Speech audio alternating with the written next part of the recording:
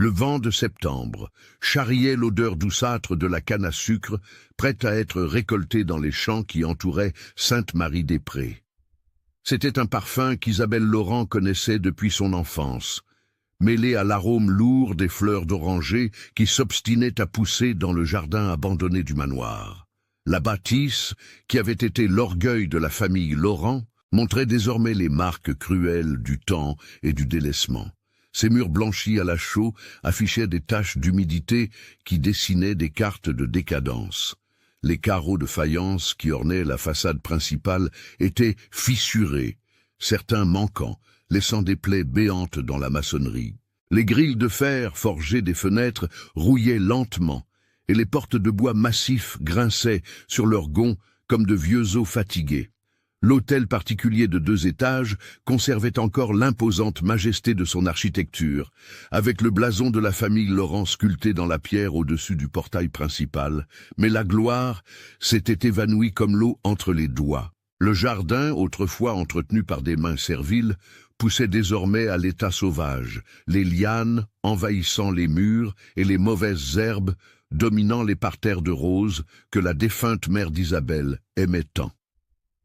Isabelle était assise près du balcon de sa chambre au 1er étage, d'où elle pouvait voir la route de terre battue qui serpentait à travers les champs de canne jusqu'à se perdre à l'horizon, estompée par la chaleur de l'après-midi. Elle avait 21 ans, mais ses yeux bruns gardaient une tristesse bien plus ancienne, une mélancolie qui s'était installée dans son âme 6 ans auparavant, lorsque la fièvre jaune avait emporté ses parents en quelques jours, lors de cette terrible épidémie qui avait ravagé la Drôme provençale. Son père, M. Jacques Laurent, avait été un homme respecté, propriétaire de terres prospères de canne à sucre. Sa mère, Madame Célestine, une femme de bonne éducation et d'une bonté reconnue, qui distribuait des aumônes aux pauvres sur les marches de l'église paroissiale. Mais la fièvre ne respecta ni position ni vertu. Elle les emporta tous deux en moins d'1 semaine, laissant Isabelle seule au monde, sans frère ni sœur, sans famille proche. Ce fut alors qu'apparurent ses oncles et tantes, le colonel Auguste Mercier et son épouse, Madame Geneviève. C'étaient les frères et sœurs de la mère d'Isabelle, et ils venaient de leur ferme de l'intérieur des terres, prétendant vouloir s'occuper de leur nièce orpheline. En réalité, comme Isabelle le découvrit vite, ils venaient prendre possession de ce qui restait de la propriété des Laurent. Le colonel Auguste avait été par le passé un homme de bien considérable. Il détenait le titre de colonel de la garde nationale, plus par achat que par mérite, et arborait fièrement sa moustache grisonnante cirée aux pointes. Mais la crise agricole des dernières décennies avait mis à mal ses finances. Les terres qui dépendaient d'une main-d'œuvre bon marché pour être lucratives saignaient désormais de l'argent, car il refusait de payer des salaires justes aux travailleurs libres qui, à leur tour, refusaient de travailler sous ses ordres tyranniques. Madame Geneviève, elle, était une femme aux traits anguleux et au regard perçant, toujours vêtue de noir, comme si elle portait un deuil perpétuel pour son ancienne position sociale. Elle portait des châles en dentelle et des éventails en ivoire, symbole d'une élégance qu'elle ne pouvait plus se permettre, mais auquel elle s'accrochait avec la ténacité de celui qui se noie. Isabelle savait tout. Elle connaissait chaque lettre menaçante des créanciers qui arrivaient au manoir. Elle écoutait les discussions houleuses entre son oncle et sa tante à propos des dettes de jeu que le colonel contractait au casino clandestin de Martigues. Elle voyait les meubles de valeur disparaître un à un, vendus pour payer des factures urgentes. Les candélabres en argent, les tableaux à l'huile des ancêtres, l'argenterie française, tout s'évanouissait comme du sable dans la marée. Pour ses oncles et tantes, Isabelle représentait un fardeau, une bouche de plus à nourrir dans une maison où le pain se faisait déjà rare, où le petit déjeuner était frugal et le dîner des plus modestes. Mais elle représentait aussi une opportunité, la dernière planche de salut pour une famille naufragée dans les dettes. Cet après-midi de septembre, tandis qu'Isabelle brodait près de la fenêtre une nappe qui ne serait jamais finie, elle entendit des pas précipités dans l'escalier. Elle reconnut le tintement des bracelets de Madame Geneviève et le frottement des pantoufles du colonel. La porte de la chambre s'ouvrit sans que personne ne frappe, une invasion déjà devenue routine. « Isabelle, descendez immédiatement au salon. Votre oncle et moi devons vous parler d'un sujet de grande importance. » Il n'y avait aucune chaleur dans la voix de Madame Geneviève. Jamais il n'y en avait eu. Seulement une urgence qui serra le cœur d'Isabelle d'un pressentiment. Elle se leva, lissa les plis de sa robe de coton bleu délavée, l'une des rares qu'elle possédait encore, et suivit sa tante dans l'escalier. Les marches de bois gémissaient sous ses pieds. Les murs du couloir montraient des contours plus clairs, là où pendaient autrefois les portraits de famille, désormais vendus. Le salon principal conservait encore quelques vestiges de grandeur. Le lustre de cristal de Bohême, trop grand pour être facilement vendu, pendait du plafond avec quelques-uns de ses pampilles manquantes. Le canapé en palissandre, au siège de velours rouge usé, occupait le centre de la pièce. La table basse en marbre présentait des fissures. Les rideaux de brocart, autrefois somptueux, étaient maintenant délavés par le soleil implacable de la Drôme provençale. Le colonel Auguste était debout près de la fenêtre, les mains croisées dans le dos, regardant la rue comme s'il attendait quelqu'un. Il portait son costume de lin blanc, déjà jauni par le temps, avec le gilet de soie qui commençait à luire à force d'usage. Quand Isabelle entra, il se retourna, mais évita son regard. « Asseyez-vous, jeune fille. » Isabelle obéit, sentant un nœud se serrer dans son estomac. Madame Geneviève s'installa dans le fauteuil à côté de son mari, les mains posées sur son éventail, fermées sur ses genoux, dans une pose qui se voulait sereine, mais qui révélait une tension. « Isabelle, » commença le colonel, se raclant la gorge, « nous avons beaucoup réfléchi à votre situation.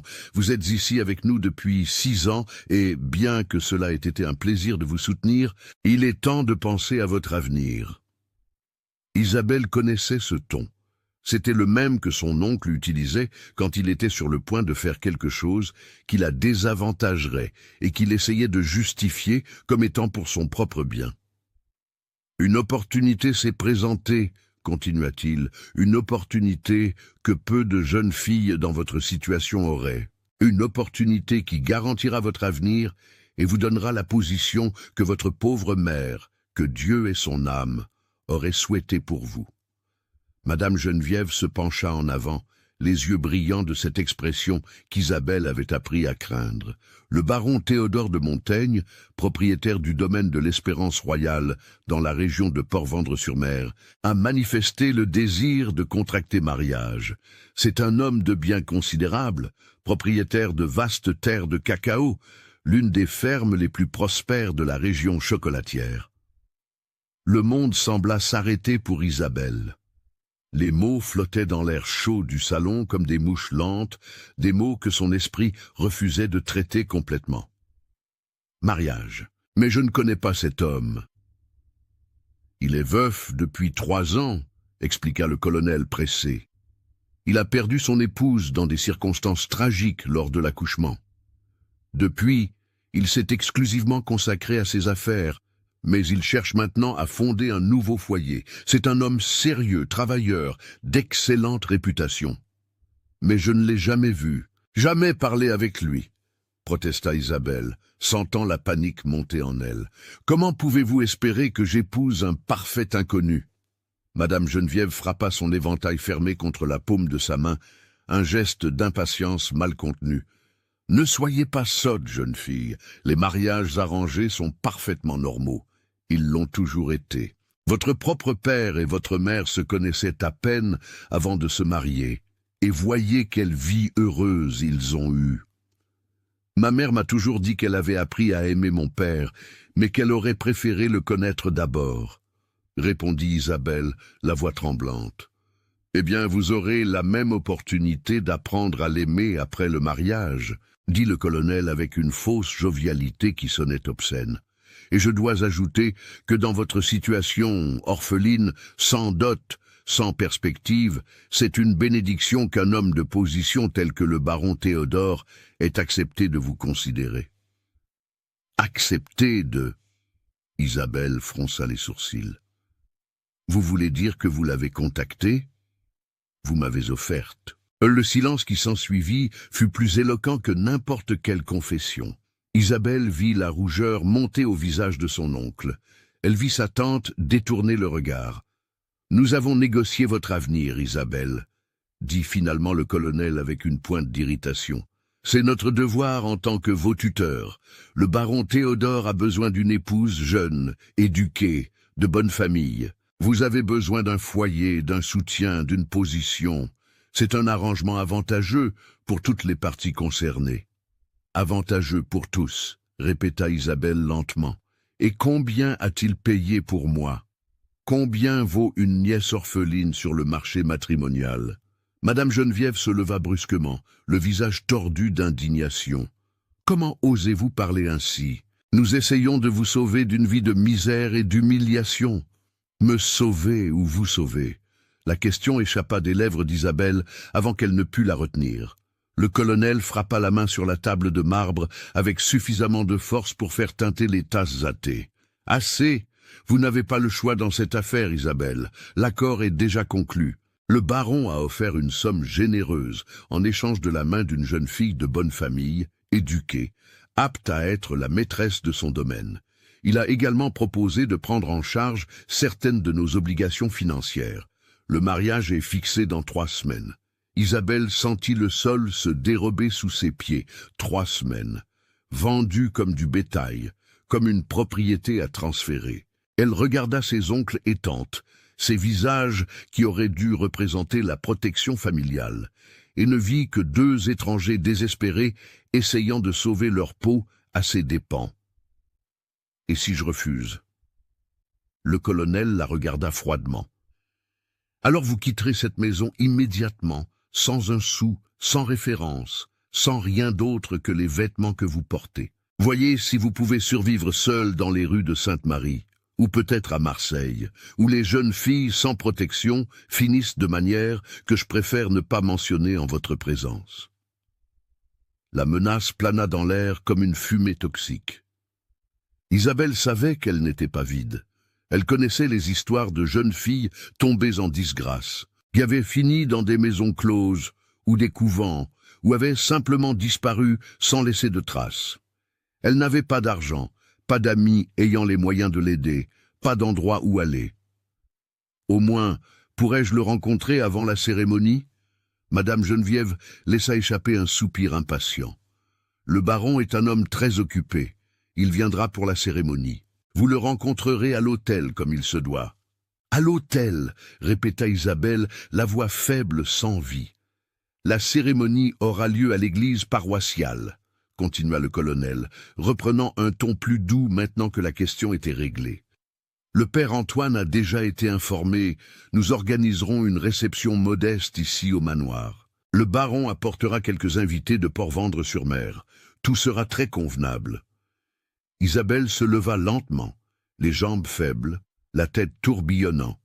« Puis-je me retirer ?»« Oui, » dit Madame Geneviève, déjà désintéressée maintenant que la tâche était accomplie. « La couturière viendra demain prendre vos mesures pour la robe de mariée. Comportez-vous convenablement. » Isabelle monta les escaliers comme en transe, entra dans sa chambre et ferma la porte, s'y appuyant comme si elle avait besoin d'un soutien physique pour ne pas s'effondrer. C'est alors seulement que les larmes vinrent, chaudes et silencieuses, coulant sur son visage, tandis que la réalité de ce qui venait de se passer s'installait dans son âme. Mariée. Elle serait mariée à un homme qu'elle n'avait jamais vu, qui ne la connaissait pas, qui l'avait achetée comme on achète une jument reproductrice. Elle serait arrachée à sa terre natale, à la maison où elle avait grandi, au lieu où elle pouvait encore sentir la présence de ses parents, et elle serait emmenée dans un domaine lointain, à Port-Vendre-sur-Mer, pour vivre avec un étranger. Cette nuit-là, Isabelle ne dormit pas. Elle resta assise près de la fenêtre, observant les étoiles qui parsemaient le ciel de la Drôme provençale. Elle pensa à fuir, mais où? Elle pensa à refuser à l'hôtel, mais après? Elle pensa à ses parents, À la manière dont ils auraient géré cette situation, son père se serait certainement opposé. Sa mère aurait exigé au moins de connaître le prétendant. Mais ses parents étaient morts, enterrée au cimetière de l'église paroissiale, et elle était seule au monde, à la merci d'oncles et tantes qui ne voyaient en elle qu'une marchandise négociable. Les jours qui suivirent se déroulèrent dans un brouillard de préparatifs dont Isabelle était peu plus qu'une spectatrice. La couturière vint et prit ses mesures, parlant avec animation de la robe de mariée, tandis qu'Isabelle restait immobile comme une statue. Madame Geneviève choisit le tissu, un taffetas couleur ivoire, simple, mais de bonne qualité, sans dentelles élaborées ni broderies coûteuses.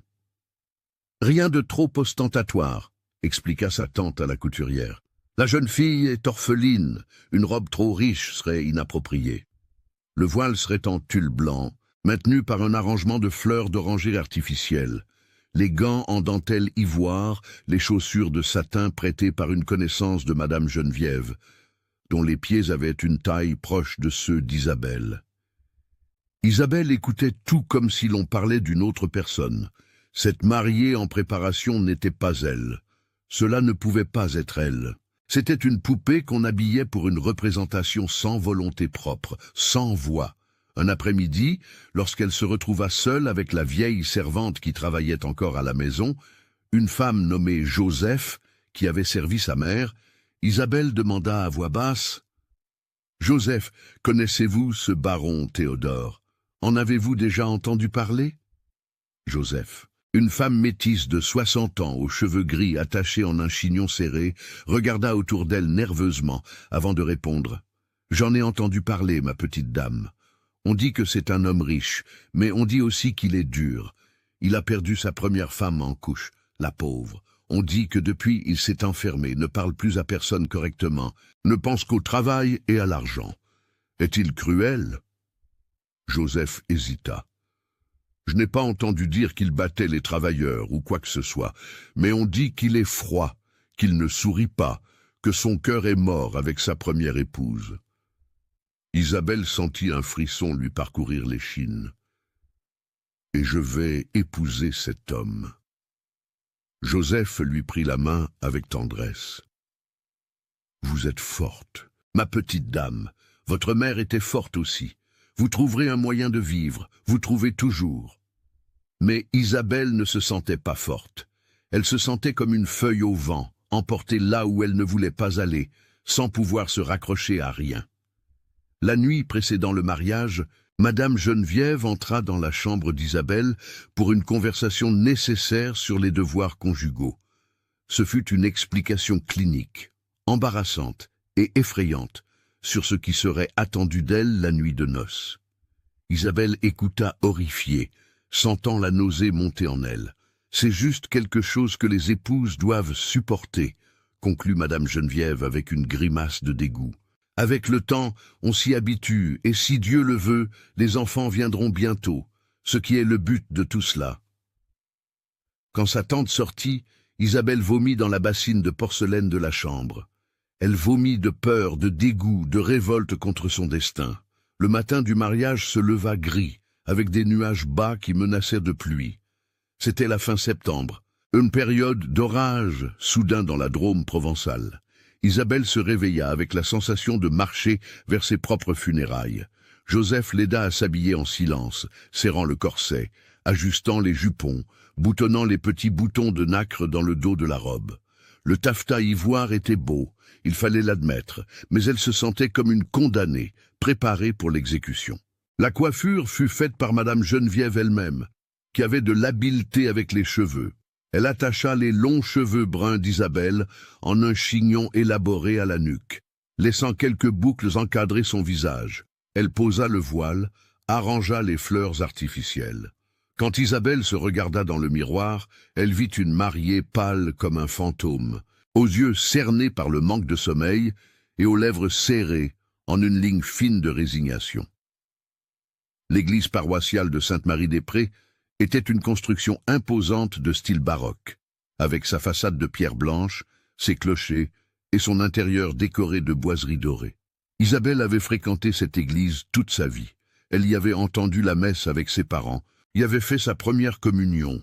Maintenant, elle y revenait pour épouser un étranger. Il n'y avait pas de foule d'invités, quelques connaissances du colonel, des curieux, qui apparaissaient toujours au mariage d'autrui, des servantes du manoir. Sur les bancs de devant, du côté du marié, il y avait une demi-douzaine d'hommes d'apparence prospère, certainement des propriétaires terriens de la région de Port-Vendre-sur-Mer qui avaient accompagné le baron Théodore. Isabelle entra au bras du colonel Auguste au son de l'orgue qui jouait une marche nuptiale solennelle. Chaque pas dans la nef centrale était un pas vers l'inconnu. Elle garda les yeux baissés, fixés sur le sol de pierre polie, sans oser lever le regard. Et puis elle arriva à l'hôtel, et c'est alors qu'elle vit son fiancé pour la première fois. Théodore de Montaigne était un homme grand. Il devait mesurer plus d'1,80 m. Il avait 35 ans. Mais en paraissait plus en raison de la sévérité de son expression. Cheveux noirs coiffés en arrière avec de la brillantine, moustache bien taillée, visage aux traits forts et masculins. Il portait un costume noir d'une coupe impeccable, un gilet de soie grise, une cravate noire, mais ce furent ses yeux qui l'impactèrent. Des yeux sombres, presque noirs, qui l'observaient avec une froideur qui fit qu'Isabelle se sentit évaluée, pesée, mesurée. Il n'y avait aucune chaleur dans ses yeux, aucune curiosité, aucun intérêt au-delà du commercial. C'étaient les yeux d'un homme inspectant une marchandise qu'il avait achetée. Il ne sourit pas, n'offrit pas le bras, se contentant d'acquiescer brièvement lorsque le colonel plaça la main d'Isabelle dans la sienne. La main de Théodore était grande, calleuse par le travail et étrangement froide, malgré la chaleur qu'il faisait à l'intérieur de l'église. Isabelle sentit un frisson parcourir son corps en le touchant. Le père Antoine était un homme d'âge mûr, progressiste pour les standards de l'époque, qui connaissait Isabelle depuis l'enfance. Elle vit de la compassion dans ses yeux lorsqu'il commença la cérémonie, mais aussi de la résignation. Il savait que ce mariage n'était pas par amour, mais il savait aussi qu'il ne pouvait rien faire. « Nous sommes ici réunis devant Dieu », commença le prêtre, pour unir en saint mariage Théodore de Montaigne et Isabelle Laurent. Les mots de la cérémonie se succédèrent, comme une litanie lointaine. Isabelle répondait quand c'était nécessaire, la voix sortant dans un murmure ténu qui pouvait à peine être entendu au-delà des premiers bancs. Théodore répondait d'une voix ferme, sans émotion, comme quelqu'un qui remplit une formalité commerciale. Vous, Théodore de Montaigne, acceptez-vous Isabelle Laurent comme votre légitime épouse pour l'aimer et la respecter dans la joie et dans la peine, dans la santé et dans la maladie, jusqu'à ce que la mort vous sépare? J'accepte. 2 mots secs, sans hésitation, mais aussi sans sentiment.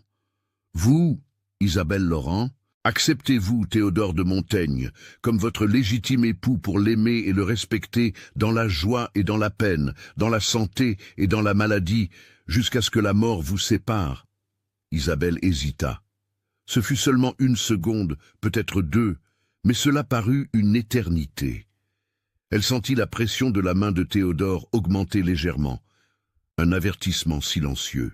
Elle vit Madame Geneviève se raidir au premier rang. « J'accepte ». Les mots sortirent comme une reddition. Le père Antoine les déclara mari et femme. Théodore se pencha rigidement et déposa un baiser froid sur la joue d'Isabelle, sans toucher ses lèvres. Ce fut un geste mécanique, dépourvu de toute affection, et ainsi, à 21 ans, Isabelle Laurent cessa d'exister pour devenir la baronne Isabelle de Montaigne, épouse d'un homme qu'elle ne connaissait pas, maîtresse d'un destin qu'elle n'avait pas choisi. La réception au manoir fut brève. Il y avait un gâteau simple, du vin de table, quelques amuse-gueules préparées par Joseph. Les invités de Port-Vendre-sur-Mer semblaient embarrassés, percevant clairement que ce n'était pas un mariage d'amour. Les connaissances du colonel buvaient et conversaient à voix basse, jetant des regards de pitié à Isabelle. Théodore resta à ses côtés pendant toute la réception, mais ne lui adressa la parole que lorsque c'était strictement nécessaire. Quand quelqu'un leur offrait des félicitations, il remerciait d'un hochement de tête. Quand on lui posait des questions sur le voyage de retour à Port-Vendre-sur-Mer, il répondait en monosyllabes. Isabelle tenta une fois d'engager la conversation. « Le domaine de l'Espérance royale est-il très éloigné de Port-Vendre-sur-Mer » ? « À 2 lieues. C'est suffisamment grand. » Et c'est tout. Il se remit à fixer le vide devant lui, la mâchoire tendue, clairement mal à l'aise avec toute cette situation. En fin d'après-midi, alors que le soleil déclinait déjà, teignant le ciel d'orange et de pourpre, Théodore annonça leur départ. Une calèche attendait, tirée par 2 chevaux bais. Ils voyageraient jusqu'à Marseille, où ils passeraient la nuit dans une auberge, et de là, ils prendraient le train pour Port-Vendre-sur-Mer le lendemain. Isabelle eut 5 minutes pour dire au revoir à Joseph, qui pleura en l'étreignant. « Que Dieu vous protège, ma petite dame, que Notre-Dame vous assiste. » Madame Geneviève et le colonel leur dirent au revoir avec une fausse cordialité, soulagés d'avoir résolu leurs problèmes financiers.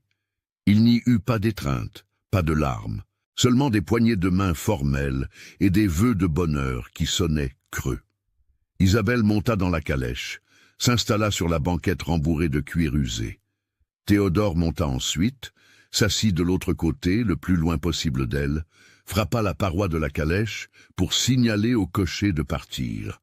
Tandis que la calèche s'éloignait du manoir, Isabelle regarda par la fenêtre, voyant la maison de son enfance disparaître au loin. Elle vit les arbres du jardin où elle avait joué, les fenêtres de la chambre où elle avait grandi, le portail avec le blason de la famille Laurent.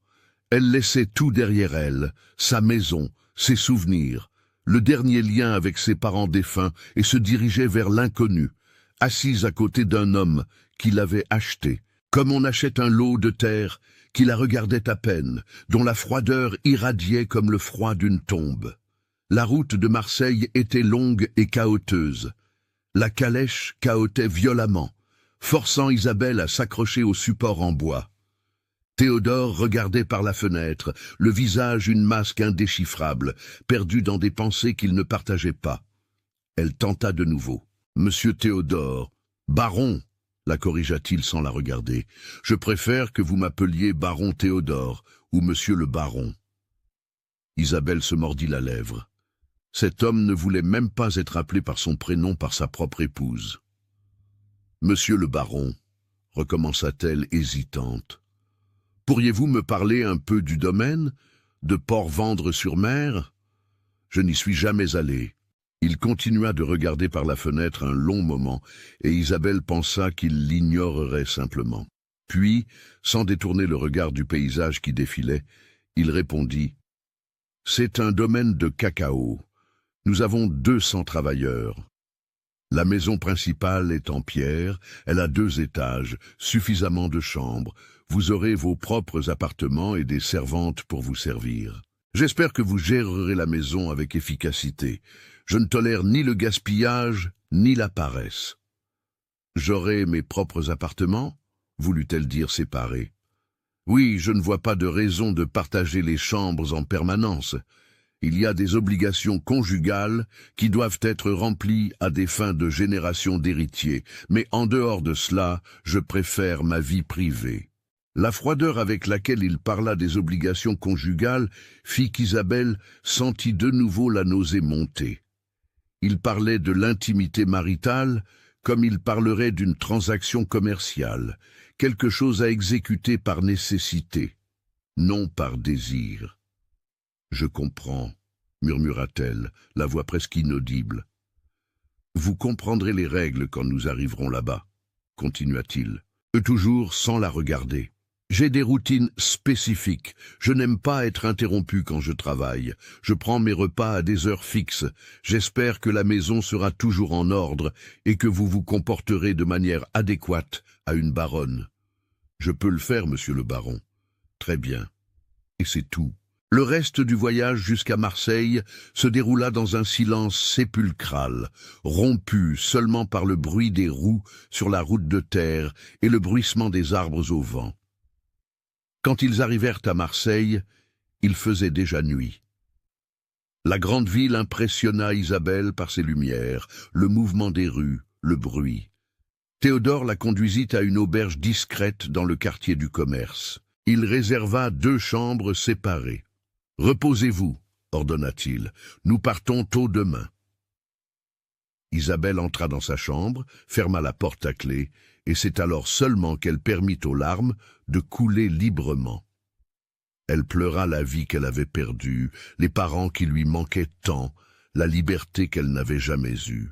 Elle pleura le mariage qu'elle venait de contracter avec un homme de glace, qui ne la voyait que comme une administratrice de sa maison et une incubatrice de ses héritiers.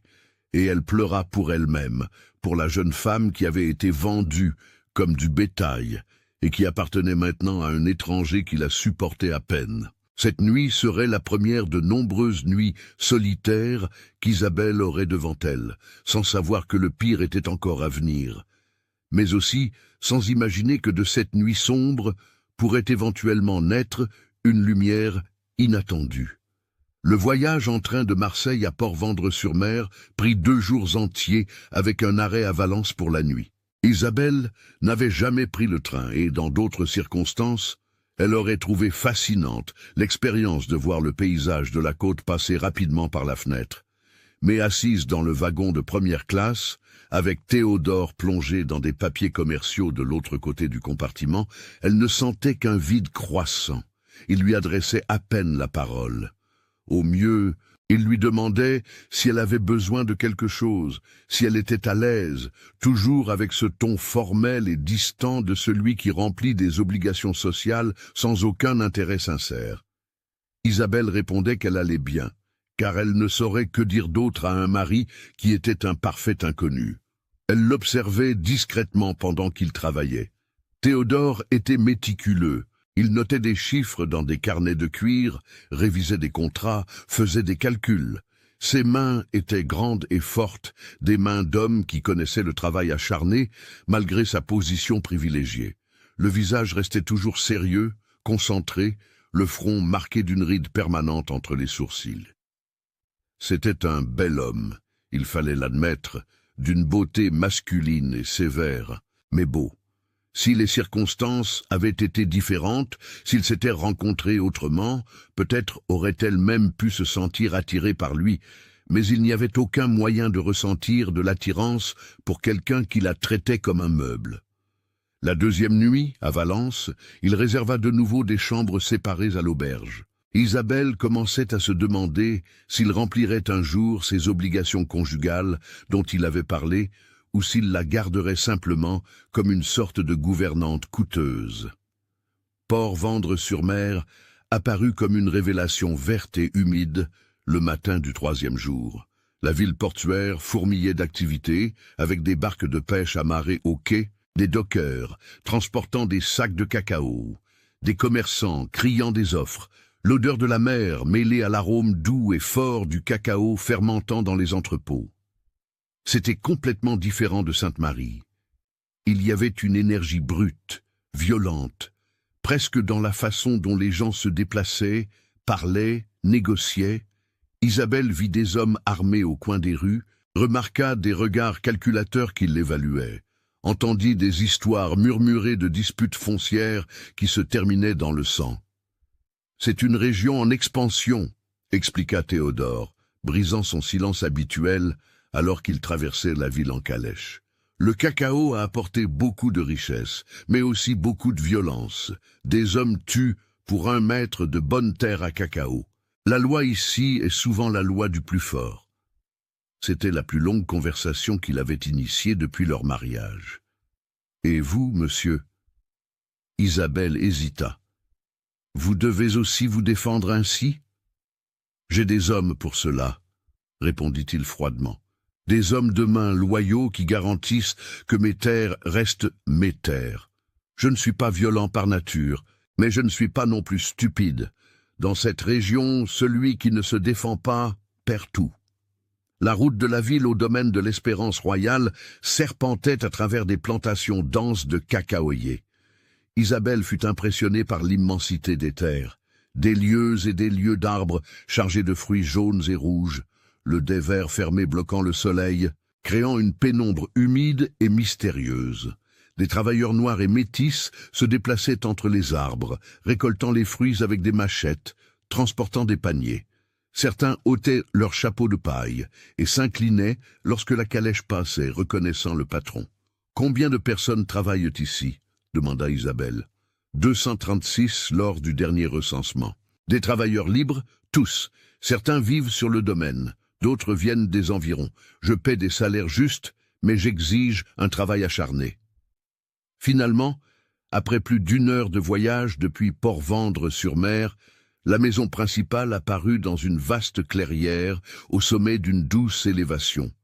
C'était une construction imposante de 2 étages en pierre et chaux, avec un toit de tuiles et une grande véranda soutenue par des colonnes. La façade était peinte en blanc, avec de hautes fenêtres protégées par des persiennes en bois.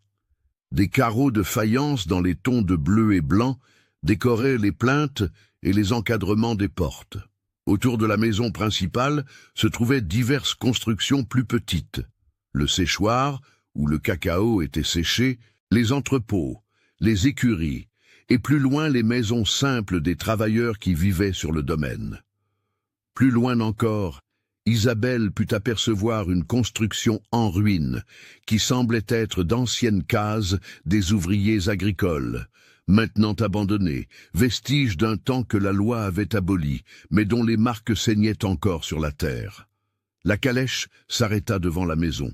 Théodore descendit le premier, puis lui tendit la main pour aider Isabelle. Ce fut le premier geste de courtoisie véritable qu'il montrait. Une femme noire d'âge moyen, robuste, avec un sourire chaleureux, attendait sur la véranda. Elle portait une simple robe de toile de coton bleu, avec un tablier blanc impeccable, un turban noué sur la tête. « Baronne, voici tante Bénédicte », et elle présenta Théodore. « Elle administre la maison. Elle a été la nourrice de ma... Elle a été ici, sur le domaine, pendant de nombreuses années. Maintenant, c'est la gouvernante. Bénédicte, voici la nouvelle maîtresse de maison. » Tante Bénédicte fit une révérence respectueuse, mais lorsqu'elle leva les yeux vers Isabelle, il y avait une chaleur sincère en eux. « Soyez la bienvenue, ma petite dame. Cette maison avait besoin d'une vraie maîtresse depuis longtemps. » Isabelle sentit une pointe de gratitude pour cet accueil sincère. « Merci, Bénédicte. J'espère que nous pourrons bien travailler ensemble. »« Je vais vous montrer vos appartements, » dit Théodore, reprenant déjà son ton formel. « Bénédicte, faites apporter les malles de la baronne. »« Oui, monsieur le baron. » L'intérieur de la maison était spacieux et bien meublé, bien qu'avec une touche clairement masculine. Des meubles en palissandre sombre, peu d'ornements, des rideaux épais.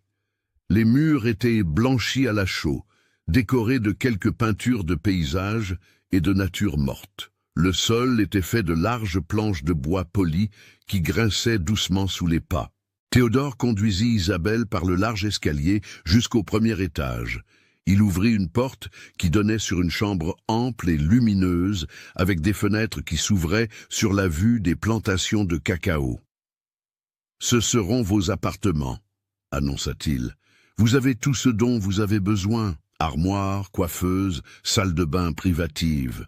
Si vous avez besoin de quelque chose de plus, demandez à Bénédicte. » La chambre était vraiment belle, décorée avec goût.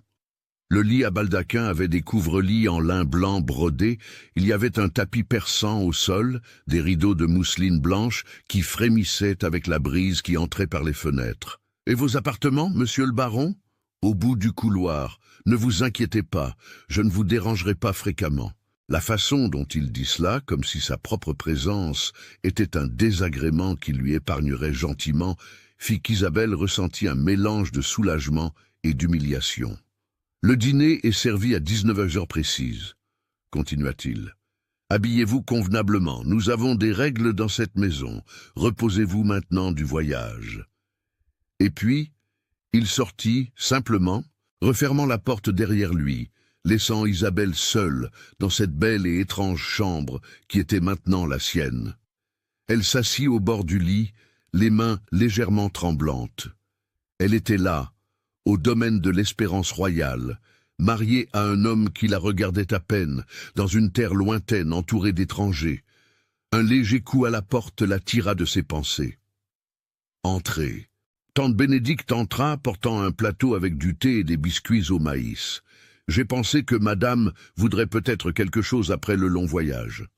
C'est très gentil, Bénédicte. S'il vous plaît, asseyez-vous un moment avec moi. La gouvernante hésita, clairement peu habituée à être invitée à s'asseoir avec sa patronne, mais quelque chose dans la voix d'Isabelle la fit céder. Elle posa le plateau sur la petite table de côté et s'installa sur la chaise de la coiffeuse.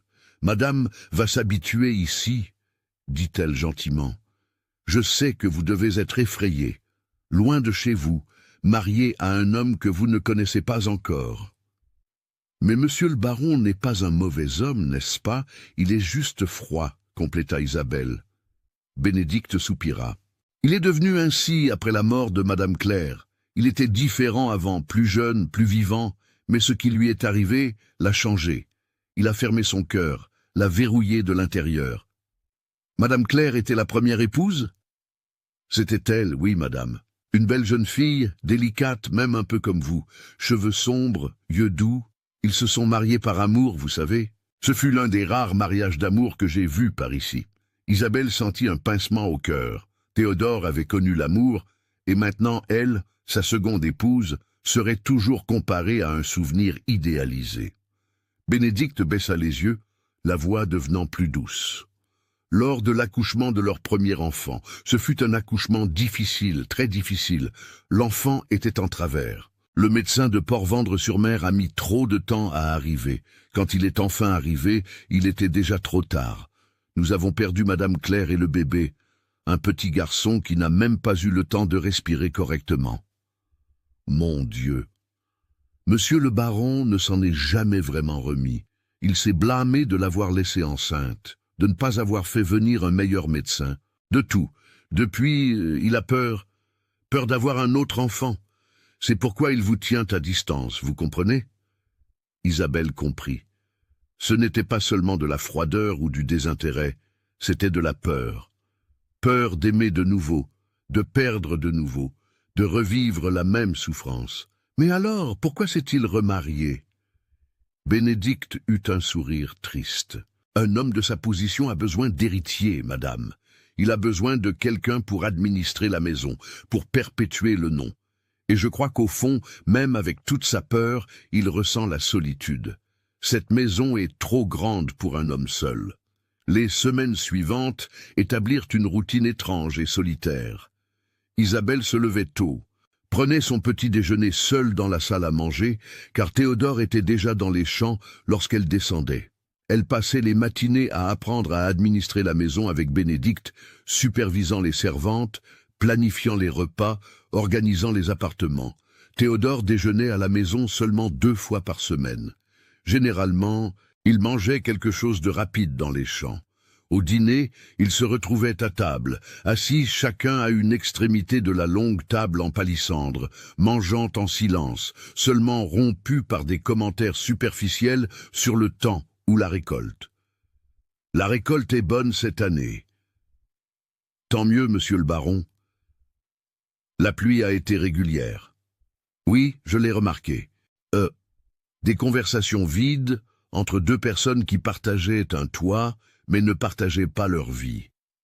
Isabelle tentait occasionnellement d'engager des conversations plus profondes. Monsieur le baron, j'aimerais en savoir plus sur la culture du cacao.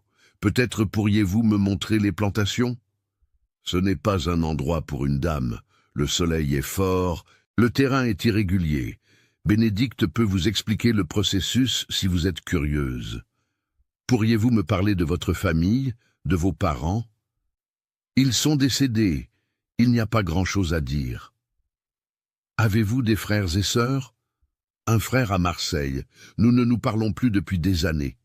Chaque tentative d'approche était gentiment mais fermement repoussée.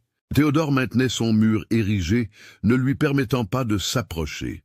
La nuit, Isabelle s'allongeait dans son grand lit vide, écoutant les sons du domaine, le coassement des grenouilles, le chant des grillons, le bruissement du vent dans les cacaoyers. Elle entendait aussi parfois des pas dans le couloir. Théodore passait devant sa porte, hésitait un bref instant, puis continuait jusqu'à ses propres appartements. Il ne frappa jamais à sa porte, ne remplit jamais ses obligations conjugales dont il avait parlé. C'était comme s'il repoussait l'inévitable, fuyant l'intimité qu'un mariage supposait. Isabelle ne savait pas si elle devait se sentir soulagée ou insultée. 2 mois après son arrivée au domaine, lors d'un dîner particulièrement silencieux, Théodore annonça finalement « Je dois me rendre à Marseille la semaine prochaine pour affaires avec des exportateurs. Je serai absent pendant environ 1 mois. » Isabelle leva les yeux de son assiette. 1 mois, c'est long. Ce sont des affaires importantes, des contrats qui doivent être renégociés personnellement. Vous irez bien ici. Bénédicte s'occupera de tout. Le contremaître, Monsieur Damien, a reçu des instructions pour résoudre tout problème qui pourrait survenir. Je comprends. Autre chose? Isabelle hésita, puis demanda à voix basse « Vous reviendrez ?» Théodore la regarda enfin directement, et pour la première fois, Isabelle vit autre chose que de la froideur dans ses yeux, peut-être de la surprise, peut-être de la confusion. « Naturellement que je reviendrai. C'est ma maison. » Pardon. C'était une question idiote. Mais elle n'était pas idiote.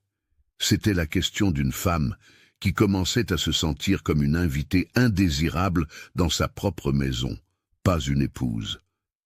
Le matin du départ, Théodore était sur la véranda, supervisant le chargement de ses malles dans la calèche. Isabelle descendit pour lui dire au revoir. Un devoir d'épouse. « Bon voyage, monsieur le baron. J'espère que vos affaires seront fructueuses. »« Merci. Prenez soin de la maison. » Il monta dans la calèche sans un regard en arrière. Isabelle resta sur la véranda, regardant la calèche descendre la route poussiéreuse jusqu'à disparaître entre les arbres. Tante Bénédicte vint se placer à ses côtés, imposant une main douce sur son épaule. « Il reviendra, madame. Il revient toujours. Je sais, c'est juste que... » Isabelle soupira. « Parfois, je me demande si je fais une différence en étant ici ou non. »« Si, madame. Même s'il ne le montre pas, si. Cette maison est plus vivante avec madame ici. Il y a de nouveau des rires, il y a des fleurs dans les vases, il y a de la chaleur. Monsieur le baron le perçoit, même s'il ne le dit pas. » Les jours qui suivirent furent étrangement paisibles. Sans la présence intimidante de Théodore, Isabelle commença à explorer le domaine plus librement. Elle fit la connaissance de Monsieur Damien, le contremaître métis d'une 40aine d'années, homme de confiance de Théodore, qui connaissait chaque parcelle de ses terres. « Madame veut visiter les plantations de cacao ?» demanda-t-il, surpris mais clairement satisfait de son intérêt. « Oui, je le veux. Mon mari a dit que ce n'était pas un endroit pour une dame, mais j'aimerais comprendre d'où vient la richesse de ce domaine. » Monsieur Damien sourit, un sourire qui montrait qu'il approuvait son esprit. « Alors venez, baronne, je vais tout vous montrer. » Il la conduisit à travers les plantations, expliquant le cycle du cacao. Comment les fleurs poussaient directement sur le tronc des arbres, comment les fruits mettaient des mois à mûrir, comment ils étaient récoltés, ouverts, fermentés, séchés. Isabelle apprit sur les ravageurs, sur l'importance de l'ombre appropriée, sur les meilleurs marchés. Elle fit la connaissance des travailleurs, hommes et femmes, qui la traitaient avec respect, mais aussi avec curiosité. La nouvelle baronne, qui n'avait pas peur de salir le bas de sa robe en marchant dans les plantations, était une nouveauté. Un après-midi, alors qu'elle rentrait au manoir, Isabelle trouva un groupe d'enfants jouant près des maisons des travailleurs. Les enfants des employés, pieds nus, rieurs, jouant au ballon avec un chiffon improvisé. Une petite fille d'environ 6 ans, aux grands yeux curieux, s'approcha timidement.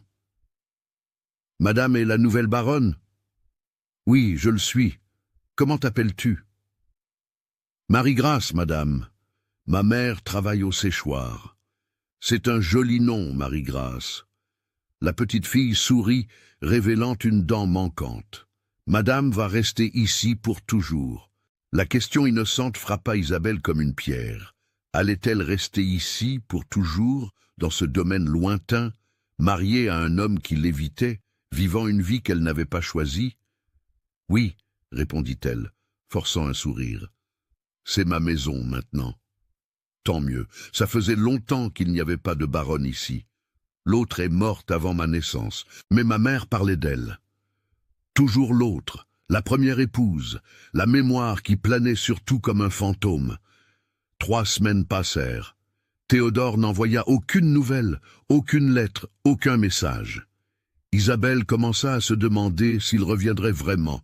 Puis, un après-midi chaud de décembre, tante Bénédicte entra en courant dans la salle de couture où Isabelle brodait. « Madame, monsieur le baron est arrivé. » Isabelle sentit son cœur s'accélérer, se leva rapidement, lissa sa robe, arrangea ses cheveux.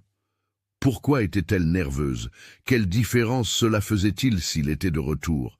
Mais cela faisait une différence. Pendant ces jours seule, elle avait commencé à construire une routine, une vie. Maintenant, il revenait pour ramener ce silence pesant, cette distance douloureuse. Elle descendit dans le hall d'entrée. Théodore était là, poussiéreux du voyage, retirant ses gants de cuir. Quand il la vit, il lui fit un bref signe de tête. « Isabelle !» C'était la première fois qu'il utilisait son prénom. « Monsieur le baron, bienvenue de retour. »« Merci. Le voyage a été productif. J'ai réussi à renégocier les contrats à des conditions favorables. J'en suis heureuse. » Ils restèrent là, debout dans le hall, 2 étrangers qui ne savaient pas comment se comporter l'un envers l'autre. « Je vais prendre un bain et je vous rejoindrai pour le dîner, » dit-il finalement. « Bien sûr. » Cette nuit-là, pendant le dîner, Théodore était différent, pas plus expansif, mais il y avait quelque chose de changé dans son attitude. Il regardait Isabelle plus souvent, comme s'il la voyait vraiment pour la première fois. « Comment s'est passée votre absence ici ?» demanda-t-il, la surprenant en engageant la conversation. Ce fut tranquille. « Monsieur Damien a été très serviable. J'ai mieux connu le domaine, les travailleurs, j'ai appris sur la culture du cacao. »« Vous êtes allé dans les plantations ?» dit-il, fronçant les sourcils. « Oui, je l'ai fait. J'espère que cela ne vous dérange pas. Je voulais comprendre le travail qui soutient cette maison. » Il resta silencieux un long moment, puis dit quelque chose d'inattendu. Madame Claire ne s'est jamais intéressée au domaine. Elle trouvait le travail vulgaire, préférait rester à la maison à broder et à lire. C'était la première fois qu'il mentionnait directement sa première épouse. « Chaque personne est différente, » dit Isabelle avec précaution. « Je ne trouve pas le travail vulgaire, je le trouve fascinant, en fait. » Théodore acquiesça lentement, quelque chose s'apparentant à de l'approbation passant sur son visage.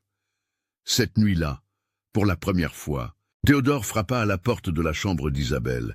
Elle était en peignoir, les cheveux détachés, se préparant à dormir. Elle ouvrit la porte et le trouva là, toujours habillé, mais la cravate desserrée. « Puis-je entrer ?» Le cœur d'Isabelle s'accéléra.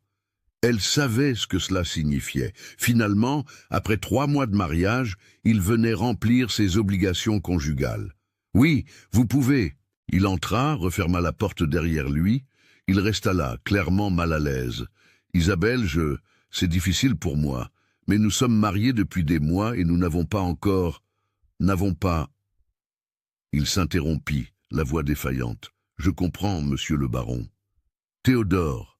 Vous pouvez m'appeler Théodore quand nous sommes seuls. » C'était une concession petite, mais significative. « Théodore, » répéta-t-elle doucement. Il s'approcha, lui prit la main avec une étrange douceur. « Je ne veux pas vous faire de mal. Je sais. » Ce qui se passa cette nuit-là fut mécanique, maladroit, rapide. Théodore la toucha avec précaution, mais sans passion. Il remplit son devoir conjugal, avec la même efficacité avec laquelle il menait ses affaires. Quand ce fut fini, il lui embrassa légèrement le front, un geste presque tendre, et se retira dans ses propres appartements, sans rien dire de plus. Et Isabelle resta allongée dans l'obscurité, ressentant un mélange de soulagement que ce soit terminé, et de tristesse pour le manque de connexion, d'intimité véritable. Elle était maintenant épouse dans tous les sens légaux du terme, mais se sentait toujours étrangement seule. Dans les semaines qui suivirent, Théodore vint lui rendre visite 2 fois par semaine, toujours le soir, toujours avec la même efficacité respectueuse, mais distante. Il était précautionneux, jamais violent, mais jamais passionné non plus. C'était comme s'il remplissait un contrat, n'aimant pas une épouse. Pendant la journée, ils reprenaient leur routine d'avant. Des silences pesants, des conversations superficielles, des vies parallèles qui se touchaient rarement. Isabelle commença à accepter que telle serait sa vie, un mariage de convenance, où elle serait la maîtresse de maison, gérerait les affaires domestiques et éventuellement, si Dieu le voulait, donnerait des héritiers à son mari, mais ne connaîtrait jamais l'amour, jamais la véritable intimité d'un partenariat matrimonial. Puis, un matin de février, tout changea. Isabelle se réveilla en ayant la nausée, courut vers la bassine et vomit le maigre petit-déjeuner qu'elle avait pris. Bénédicte, qui entrait avec des vêtements propres, la trouva agenouillée sur le sol, pâle. « Madame, êtes-vous malade ?»« Je crois que j'ai mangé quelque chose qui m'a fait du mal, » murmura Isabelle. Mais le lendemain matin, la nausée revint, et le jour suivant, et le jour d'après. Bénédicte l'observa avec des yeux avisés, jusqu'à ce que finalement, un après-midi, elle demanda directement « Madame, quand avez-vous eu vos dernières règles ?» Isabelle s'arrêta en réfléchissant. Décembre? Non, novembre. Dans la confusion des derniers mois, elle n'y avait même pas prêté attention. Je ne suis pas sûre, cela fait longtemps. Bénédicte sourit, un sourire chaleureux et sage. Madame attend un bébé, baronne. J'en suis sûr. Les mots tombèrent sur Isabelle comme un éclair. Enceinte. Elle était enceinte. Elle aurait dû être heureuse, supposément. Mais tout ce qu'elle ressentit fut de la panique. Comment Théodore réagirait-il? Lui qui avait si peur de la grossesse, ayant perdu sa première femme de cette manière, allait-il s'éloigner encore plus? Allait-il la blâmer? Allait-il... « Il faut que je lui dise, dit-elle, plus à elle-même qu'à Bénédicte. Il le faut, oui, madame, c'est son droit de savoir. Cette nuit-là, au dîner, Isabelle rassembla son courage. Théodore, je dois vous dire quelque chose d'important. Il leva les yeux de son assiette, fronçant les sourcils. Qu'y a-t-il? Je crois que j'attends un enfant. Sa réaction fut immédiate et dévastatrice. Son visage pâlit, ses yeux s'écarquillèrent d'une sorte de terreur. Il se leva brusquement de sa chaise, renversant son verre de vin qui tacha la nappe blanche de rouge comme du sang. « Quoi? Je suis enceinte, Théodore, d'environ 2 mois. »« Non, non, non, non !» Il commença à faire les 100 pas, les mains dans les cheveux, la respiration accélérée. « Théodore, je sais que vous avez peur à cause de ce qui est arrivé à Madame Claire, mais... » « Vous ne comprenez pas, cria-t-il, se tournant vers elle, les yeux pleins d'agonie. « Vous ne comprenez rien. J'ai tué ma première épouse, j'ai tué mon fils. Et maintenant, vous n'avez tué personne, » dit Isabelle, se levant et essayant de s'approcher. « Ce fut une tragédie, mais ce n'était pas votre faute. »« Si, si. » Il recula quand elle tenta de le toucher. Je l'ai laissée enceinte connaissant les risques. Je n'ai pas apporté l'aide appropriée. J'ai échoué en tant que mari, en tant que père, en tant qu'homme. Théodore, s'il vous plaît, je ne peux pas refaire ça, Isabelle. Je ne peux pas vous perdre aussi. Je ne peux pas revivre ça. Vous ne me perdrez pas. Vous ne pouvez pas le garantir. Personne ne le peut. Et puis, avec un dernier regard de pure panique, Théodore sortit de la salle à manger, pratiquement en courant. Isabelle entendit ses pas monter l'escalier, des portes claquer et puis, quelques minutes plus tard, des pas redescendre. Elle courut dans le hall d'entrée et le vit là, vêtu de ses vêtements de voyage, une petite valise à la main. « Où allez-vous ? » ?»« Je dois partir, j'ai besoin de réfléchir, j'ai besoin de... Vous m'abandonnez maintenant, quand j'ai le plus besoin de vous. » Il ne répondit pas, ouvrit simplement la porte et sortit dans la nuit noire. Isabelle courut jusqu'à la véranda à temps pour voir Théodore monter à cheval, éprenant l'animal, disparaissant dans l'obscurité en direction de Port-Vendre-sur-Mer. Tante Bénédicte apparut à ses côtés, l'étreignant tandis qu'Isabelle commençait à pleurer. « Il reviendra, madame. »« Il reviendra ? Il reviendra. » Où va-t-il fuir comme il a fui la douleur, comme il fuit tout ce qui peut lui faire du mal? Mais Bénédicte n'avait pas de réponse. Ce fut cette nuit-là qu'Isabelle Laurent, désormais baronne Isabelle de Montaigne, comprit pleinement l'étendue de sa solitude. Elle était enceinte, terrifiée, abandonnée par le mari qui la connaissait à peine, dans une terre étrangère, sans famille, sans soutien. Et le pire de tout était que, pour la première fois, elle avait vu une émotion véritable sur le visage de Théodore. Pas de l'amour, mais de la terreur. Il avait enfin ressenti quelque chose pour elle, et c'était de la peur. Peur de la perdre comme il avait perdu l'autre. Peur suffisante pour le faire fuir au lieu de rester. Cette nuit-là, allongée dans son lit vide, la main sur son ventre encore plat, où une vie grandissait, Isabelle prit une décision. Elle ne pourrait pas compter sur Théodore. Elle ne pourrait compter sur personne d'autre qu'elle-même. Elle aurait ce bébé, élèverait cet enfant, ferait de ce domaine un foyer, avec ou sans le baron.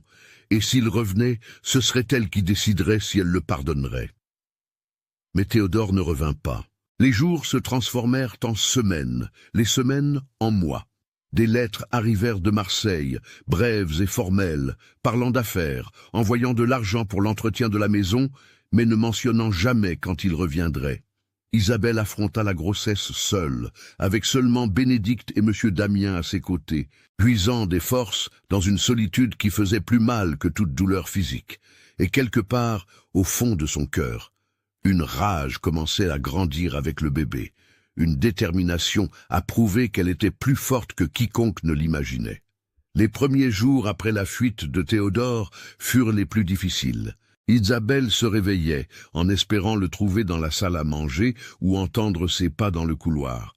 Mais le manoir restait silencieux, vide de sa présence masculine, résonnant seulement des sons des tâches ménagères et du travail lointain dans les champs de cacao. Les lettres arrivaient chaque semaine de Marseille, toujours brèves, toujours formelles. Elles étaient adressées à M. Damien, le contremaître, et contenaient des instructions sur la récolte, des autorisations de dépenses, des ordres concernant les affaires. À la fin, toujours une ligne, confirmer que la baronne est bien installée et que la maison est en ordre. Jamais mon épouse, jamais Isabelle, toujours la baronne, comme si elle était une fonction, non une personne. Isabelle brûla la première lettre qu'elle reçut, prit le papier, l'approcha de la bougie du candélabre et observa les mots froids se transformer en cendres. Mais ensuite, elle eut honte de sa propre colère et pleura, agenouillée sur le sol de sa chambre, ramassant les cendres comme si elle pouvait les reconstituer. Tante Bénédicte fut son rocher pendant ces jours sombres. La gouvernante, qui avait élevé ses propres enfants, qui avait vu des générations naître et mourir sur ce domaine, avait une sagesse tranquille qu'Isabelle commença à apprécier profondément.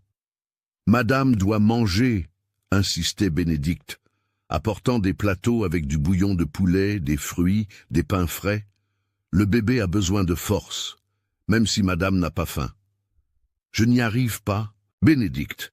Tout me donne la nausée. » Alors essayons autre chose. Je vais vous préparer cette tisane d'anis que ma grand-mère faisait. Elle aide avec les nausées. Et ça aidait. Lentement, Isabelle commença à retrouver l'appétit. Les nausées matinales continuaient, mais elle devint capable de les supporter. Son corps commençait à changer, les seins devenant plus grands et sensibles, la taille s'épaississant légèrement. Quand elle atteignit 3 mois de grossesse à la mi-mars, Isabelle prit une décision. Elle ne resterait pas enfermée dans le manoir à se lamenter. Si Théodore l'avait abandonnée à son propre sort, alors elle prendrait en main son propre destin. Elle commença à participer activement à l'administration du domaine. Monsieur Damien, d'abord réticent à impliquer une dame enceinte dans les affaires, découvrit vite qu'Isabelle avait la tête des chiffres et un véritable intérêt pour le travail. « Voyez ici, baronne, » expliquait-il, montrant le livre de compte. « Cette colonne indique la quantité de cacao récolté par parcelle. Cette autre montre combien nous payons aux travailleurs. Et ici, le profit après les dépenses. » Isabelle étudiait les chiffres avec attention, posant des questions, suggérant des améliorations. Pourquoi n'essayons-nous pas de sécher le cacao différemment pendant les mois de pluie? Ne pourrions-nous pas construire une serre couverte? Monsieur Damien cligna des yeux, surpris. Madame a raison. Nous perdons beaucoup de cacao les jours de pluie. Pourquoi il ne sèche pas correctement?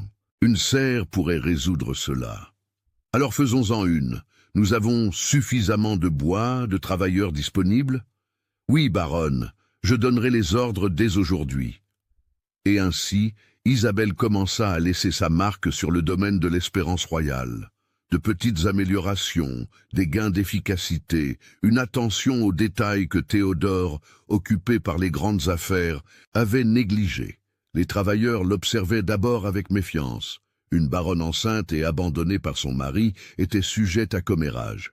Mais quand ils virent qu'elle s'en souciait réellement, qu'elle apprenait leur nom, s'enquérait de leur famille, payait des salaires justes et à temps, la méfiance fit place au respect. Marie-Grâce, la petite fille qu'Isabelle avait rencontrée des mois auparavant, devint une visiteuse fréquente du manoir. Elle apparaissait sur la véranda avec des fleurs sauvages cueillies dans les champs ou des fruits que sa mère lui envoyait. « Ma mère a dit que madame attend un bébé, dit-elle un après-midi, regardant avec curiosité le ventre d'Isabelle qui commençait déjà à s'arrondir. « Oui, Marie. Et où est monsieur le baron? Pourquoi n'est-il pas ici ?» L'innocence de la question toucha profondément, mais Isabelle força un sourire. « Il voyage pour affaires, il reviendra quand il le pourra. » Ma mère dit qu'il a fui par peur. Elle dit que les hommes sont parfois des lâches quand un bébé arrive. Isabelle ne sut quoi répondre. C'était trop vrai pour le nier, mais trop douloureux pour le confirmer. Parfois, les gens ont peur, Marie. Cela ne signifie pas qu'ils sont mauvais, cela signifie juste qu'ils ont peur. La petite fille acquiesça comme si cela avait tout son sens. Quand Isabelle atteignit 4 mois de grossesse, tante Bénédicte insista pour appeler la sage-femme. Madame Jacinthe est la meilleure des environs. Elle a mis au monde la moitié des enfants de Port-Vendre-sur-Mer. Elle doit vous connaître, vous examiner, voir comment tout se passe. Madame Jacinthe était une femme noire, âgée, aux cheveux blancs et crépus et aux mains étonnamment douces. Elle avait des yeux perçants qui semblaient voir à travers les gens et une voix rauque de celle qui fumait une pipe en terre. Elle examina Isabelle avec un soin professionnel, palpant son ventre, posant des questions sur les symptômes, les dates, les sensations. « Madame va bien, baronne. Le bébé grandit bien. D'après mes calculs, il devrait naître en septembre, début octobre. Et les risques ?» Isabelle devait demander. « La première épouse du baron, elle est morte en couche. » Madame Jacinthe acquiesça gravement. « J'étais là ce jour terrible. Madame Claire, la pauvre, a eu un accouchement en travers. Le bébé était de côté, ne pouvait pas sortir. Et le médecin de Port-Vendre-sur-Mer a mis trop de temps.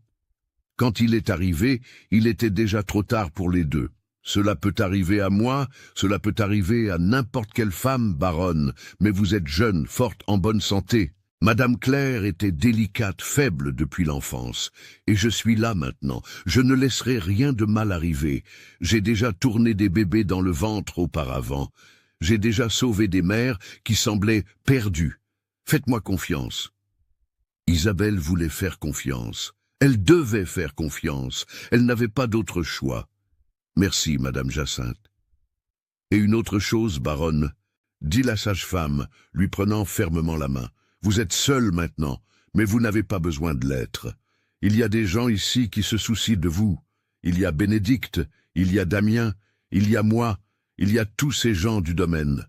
Nous prenons soin de ceux qui prennent soin de nous. » Ces mots, dits avec une sincérité simple, firent pleurer Isabelle. Non pas des larmes de tristesse, mais de gratitude d'avoir découvert qu'elle n'était pas complètement seule. Les mois passèrent avec une lenteur douloureuse. Avril arriva, apportant des pluies torrentielles qui transformaient les chemins en bourbiers. La serre couverte qu'Isabelle avait fait construire prouvait sa valeur, permettant au cacao de sécher correctement même les jours de pluie. La production augmenta visiblement. Monsieur Damien lui apportait les rapports à réviser, toujours impressionné par son attention aux détails. « Madame a le sens des affaires, baronne. Je n'ai jamais vu de femme avec une si bonne tête pour les affaires. Mon père m'enseignait sur les plantations de canne quand j'étais petite. Il disait qu'une femme intelligente ne devait pas être maintenue dans l'ignorance quant à l'origine du soutien de sa famille. Votre père était un homme sage. En mai, une lettre différente arriva. Elle n'était pas adressée à M. Damien, mais directement à Isabelle. Son cœur s'accéléra en reconnaissant l'écriture de Théodore sur l'enveloppe. Avec des mains tremblantes, elle ouvrit l'enveloppe. La lettre était courte. « Isabelle, j'espère que vous allez bien et que la grossesse se déroule sans complications. J'ai prévu des fonds supplémentaires pour que vous puissiez engager le meilleur médecin de Port-Vendre-sur-Mer le moment venu. Je sais que mon absence est impardonnable. Je n'attends pas que vous compreniez ou pardonniez. Sachez simplement que je n'ai pas fui de vous, mais de mes propres démons. Je reviendrai quand j'aurai le courage. Théodore. » Isabelle lut et relut la lettre. Il y avait là, pour la première fois, une trace d'humanité, de vulnérabilité. Il reconnaissait sa lâcheté, demandait de manière détournée de la compréhension, mais il n'y avait pas de demande de pardon, pas de promesse de retour, seulement un vague « quand j'aurai le courage ». Elle plia soigneusement la lettre et la rangea dans un tiroir de son bureau. Elle ne répondit pas. Que pourrait-elle dire? Rentrez à la maison. Je suis en colère contre vous, j'ai besoin de vous. Toutes ces choses étaient vraies, et aucune d'elles n'avait d'importance. Théodore reviendrait-il ou non? Elle accoucherait avec ou sans lui. La vie continuait. Juin apporta des jours plus frais, et le ventre d'Isabelle grossit considérablement. Il était désormais impossible de dissimuler sa condition. Elle portait des vêtements amples que Bénédicte cousait, ajustant constamment sa garde-robe aux nouvelles dimensions de son corps. Le bébé commença à bouger, de petits papillons au début, puis des coups de pied plus décidés qui la faisaient rire et s'émerveiller. Elle créait une vie. Un être humain grandissait en elle, complètement dépendant de son corps, de sa force. La nuit, allongée dans son lit, Isabelle parlait au bébé. « Ton père est un lâche. Tu savais, il a fui quand il a su que tu venais. Mais ne t'inquiète pas, petit ou petite, je m'occuperai de toi. Je t'aimerai assez pour deux. Tu ne manqueras jamais de rien, je te le promets. » En juillet, quelque chose d'inattendu arriva. Un prêtre arriva au domaine, venant de Port-Vendre-sur-Mer. Ce n'était pas le vicaire local qu'Isabelle connaissait de vue, mais un homme plus jeune, aux yeux bienveillants et au caractère désinvolte. « Baronne Isabelle, je suis le père Antoine, nouveau dans la paroisse de Port-Vendre-sur-Mer. Je suis venu vous présenter mes respects et offrir les services de l'Église si vous en aviez besoin. » Isabelle le reçut dans le salon, reconnaissante de la compagnie polie. « C'est très gentil, père. Acceptez-vous du thé ?» ?»« Avec plaisir. » Pendant qu'il prenait le thé avec les biscuits au maïs que Bénédicte avait préparés, le père Antoine parla de son travail, de la communauté, des défis d'être prêtre dans une région aussi violente et rude que la zone chocolatière. « Mais il y a de la bonté ici aussi, » disait-il. « Il y a des gens simples avec une foi véritable. Et ah, pardonnez ma franchise, des dames comme la baronne qui font preuve d'un courage admirable dans des circonstances difficiles. Vous connaissez ma situation alors? Oui, je sais. Port-Vendre-sur-Mer est petite, les nouvelles circulent. Je sais que votre mari est absent et que vous attendez un enfant. » Isabelle baissa les yeux, sentant la honte brûler ses joues. « Je ne vous juge pas, baronne, » dit le prêtre gentiment. « Ce n'est pas à moi de juger, et franchement, je ne vois rien à juger. Monsieur le baron est celui qui devrait être ici. Pas vous seul à affronter tout cela. » Il a ses raisons. Les raisons ne sont pas des excuses, mais je suis venu offrir un soutien, pas des critiques. Si vous avez besoin de quoi que ce soit, si vous voulez parler, prier ou simplement avoir de la compagnie, ma porte est ouverte. La bonté sincère du prêtre toucha Isabelle profondément. « Merci, père, vous ne savez pas ce que cela signifie. » Le père Antoine vint la visiter toutes les 2 semaines. Il apportait des livres de la petite bibliothèque paroissiale, des nouvelles de la ville et surtout une présence amie qui allégeait la solitude. Il ne pressa jamais Isabelle sur la religion ou la confession, se contentant d'offrir une compagnie authentique. Août arriva, apportant une chaleur intense. Isabelle était énorme maintenant, se déplaçant avec difficulté, les pieds enflés, le dos lui faisait constamment mal. Madame Jacinthe venait chaque semaine pour vérifier ses progrès. Il ne reste plus beaucoup, baronne. Encore un mois, peut-être 6 semaines. Le bébé est grand, fort. J'entends son cœur battre fermement. J'ai peur, Jacinthe. C'est naturel. Toutes les femmes ont peur lors du premier accouchement, mais vous êtes forte. Tout ira bien.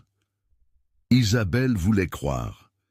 Mais la nuit, quand le bébé lui donnait des coups de pied dans les côtes et qu'elle ne trouvait pas de position confortable pour dormir, la peur l'assaillait. Et si quelque chose tournait mal? Et si elle mourait comme Madame Claire? Et si le bébé mourait? Et si Théodore ne revenait jamais et qu'elle élevait un enfant complètement seule? Ce fut tante Bénédicte qui la trouva en larmes une de ces nuits. Elle lui caressa les cheveux et dit « Madame n'est pas seule, ma fille, il y a beaucoup de monde ici qui prend soin de vous. Et si le pire arrive, que Dieu ne le permette pas, cet enfant sera élevé avec amour par nous tous, mais il ne se passera rien de grave. Je le sens dans mon cœur. Ce bébé naîtra en bonne santé et Madame vivra pour l'élever et l'aimer. » À la mi-août, une autre lettre de Théodore arriva. Cette fois, elle était encore plus brève. « Isabelle, j'ai appris par Damien que la naissance est proche. J'ai engagé le docteur Julien Dumas, le meilleur médecin de Port-Vendre-sur-Mer, pour qu'il soit présent le moment venu. Il a reçu l'instruction de rester au domaine les dernières semaines et de faire tout ce qui est nécessaire. Que Dieu vous protège. T. 2 jours plus tard, le docteur Julien Dumas arriva au domaine. C'était un homme d'une 50aine d'années, diplômé de la faculté de médecine de Marseille, avec une expérience des accouchements difficiles. Il apportait avec lui une mallette d'instruments médicaux et une confiance professionnelle à la fois réconfortante et intimidante. « Baronne, dit-il après l'avoir examiné, tout semble être en ordre. Le bébé est bien positionné, votre corps se prépare adéquatement. Je vois que vous avez une bonne santé générale. Et les risques, docteur ?» Il soupira, choisissant ses mots avec soin. « Tout accouchement comporte des risques.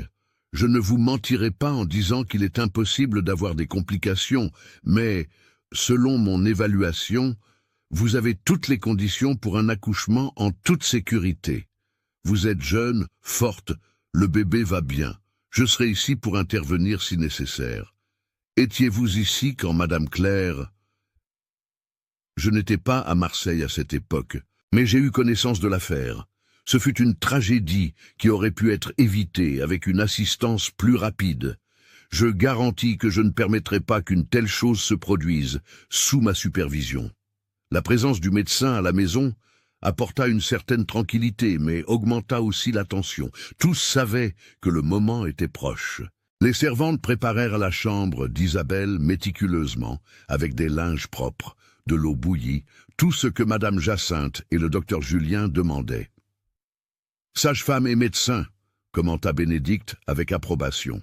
« Cet enfant naîtra avec le meilleur des 2 mondes, la sagesse ancienne et la science nouvelle. » Isabelle passait les journées à se promener lentement dans le jardin quand la chaleur le permettait ou à se reposer à l'ombre de la véranda.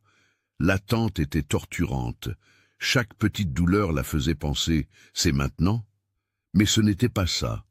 Ce fut un après-midi de septembre, presque la fin du mois, que les contractions commencèrent réellement.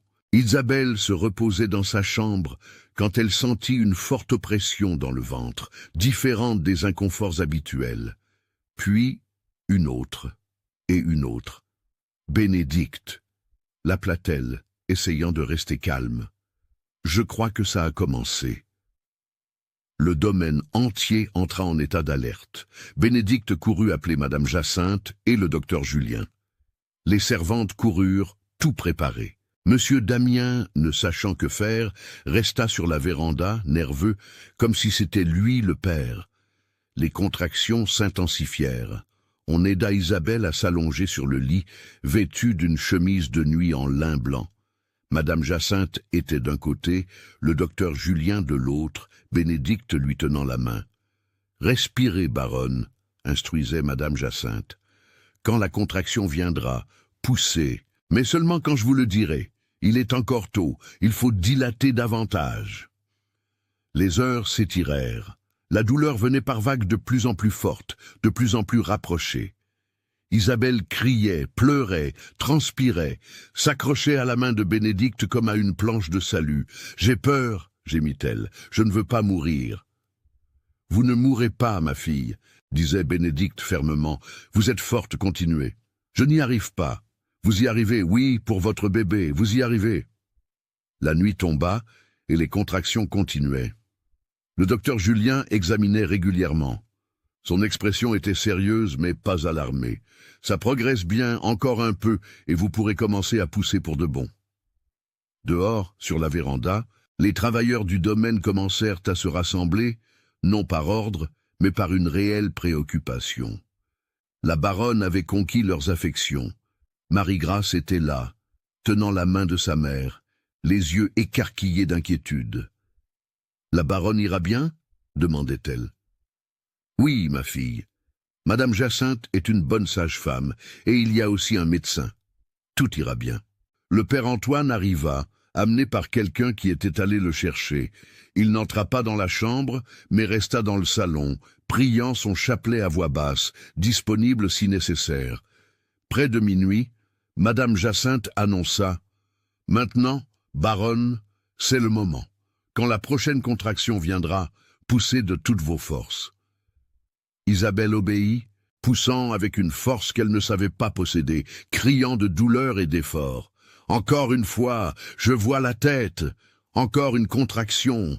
Encore une poussée désespérée.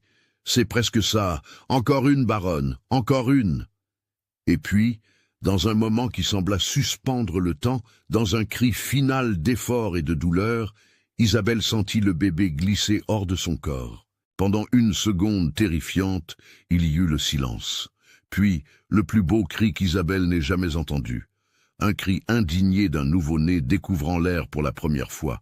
« C'est une fille », annonça Madame Jacinthe, riant et pleurant en même temps. « Une belle et saine petite fille. » Le docteur Julien coupa le cordon, nettoya rapidement le bébé, fit ses vérifications professionnelles. « Parfaite, » dit-il avec un sourire. « 10 doigts aux pieds, 10 doigts aux mains, poumons forts. Félicitations, baronne. » Madame Jacinthe enveloppa le bébé dans un linge doux et le plaça dans les bras d'Isabelle. Et Isabelle regarda sa fille pour la première fois. Elle était petite, rouge, froissée, magnifique. Elle avait des cheveux foncés et des yeux qui essayaient de se concentrer sur le visage de sa mère, de minuscules mains qui s'ouvraient et se fermaient. Une vie nouvelle, parfaite, miraculeuse. « Bonjour, bébé », murmura Isabelle. Les larmes coulaient librement. « Bonjour, ma fille, tu as réussi. Nous avons réussi. » Le bébé cessa de pleurer en entendant la voix de sa mère, et comme si elle la reconnaissait. Isabelle rit à travers ses larmes, émerveillée. « Je t'appellerai Aurore, » décida-t-elle, « parce que tu es mon nouveau lever du jour, ma lumière après la nuit noire. » Dehors, quand Bénédicte sortit pour annoncer la naissance, un chœur de célébration éclata sur la véranda. Les travailleurs criaient des félicitations. Marie-Grâce sautait de joie. Le père Antoine leva les mains vers le ciel en signe de gratitude. Le domaine de l'Espérance royale avait une nouvelle vie. Il y avait de l'espoir, vraiment. Dans les jours qui suivirent, Isabelle se remettait de l'accouchement, tout en apprenant à s'occuper d'Aurore. C'était plus difficile qu'elle ne l'avait imaginé. Les tétées constantes, les pleurs nocturnes, l'épuisement total, mais c'était aussi plus merveilleux. Chaque fois qu'Aurore tétait en la regardant avec ses yeux sombres, Isabelle ressentait un amour si féroce qu'il l'effrayait. Elle tuerait pour cet enfant, mourrait pour cet enfant, ferait n'importe quoi pour la protéger.